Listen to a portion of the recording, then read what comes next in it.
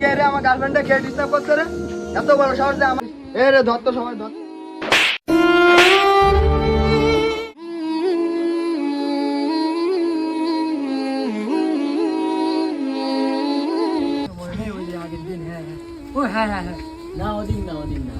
ওইবারে যেদিন আছে সমস্যা মজা হয়েছিল না। কি আমার নামে এরা হাসাহাসি করতেছে? দাঁড়া, এদের ব্যবস্থা আজকে নিচ্ছি। এই মাঝখানে ছেলেটা, এদিকে আয়, শুনে যাও। এই শুনে যাও, এদিকে আয়। আমি চল তো দেখি কি বলে। কি আপু বলে? বেয়াদব। এই লম্পট, মেয়ে মানুষ দেখলি হাসাহাসি করতে আয়, তোর কানে মারো থাবা তোর। বেয়াদব, তোদের দ্বারা রাস্তা করে চলাফেরাও করা যায় না ভালো। আপু আমি তো আপনারা দেখে হাসাহাসি করি না, আমরা ফ্রেন্ড সার্কেল মিলে কথা বলছিলাম তাই হাসাহাসি করছে। আপনার তো আমরা মোটা আপনারা তো কিছু বলিনি। তবে আমি দেখলাম তুই আমার থেকে হাসাহাসি করছিস, আবার এনে মুখোমুখি তর্ক করছিস। আগে মাপ চা, নাহলে তর্ক বলে কিন্তু দুঃখ আছে। আগে মাপ চা। দেখেন আপু, আপনার নিয়ে আমরা কিছু বলিনি, আমরা ফ্রেন্ড সার্কেল মিলে কথা বলছিলাম না, আমরা এটা নিয়ে হাসাহাসি করছি, আপনার নিয়ে আমরা কিছু বলিনি।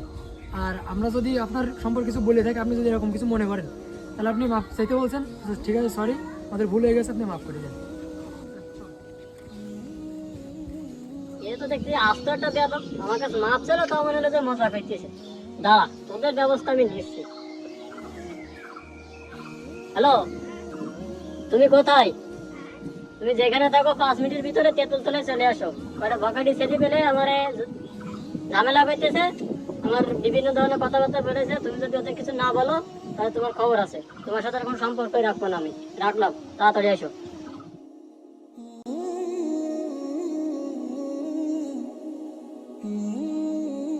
সে ল্যাপটপ দেখে আমার গার্লফ্রেন্ডে কি ডিস্টার্ব করে দেখি।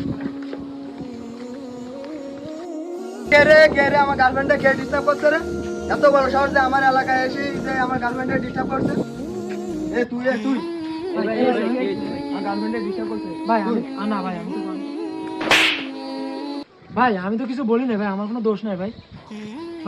আমার কোনো দোষ নেই ভাই, আমরা ফ্রেন্ড সার্কেল এখানে বসে গল্প করছিলাম তাই হাসাহাসি করছি, তাই আপনার গার্লফ্রেন্ড মনে করছে কি যে তারে আমরা কিছু বলছি, আমরা তো তাই কিছু বলি না ভাই। আবার আমার মুখোমুখি কথা বলিস। এ রে ধর তো সবাই ধর।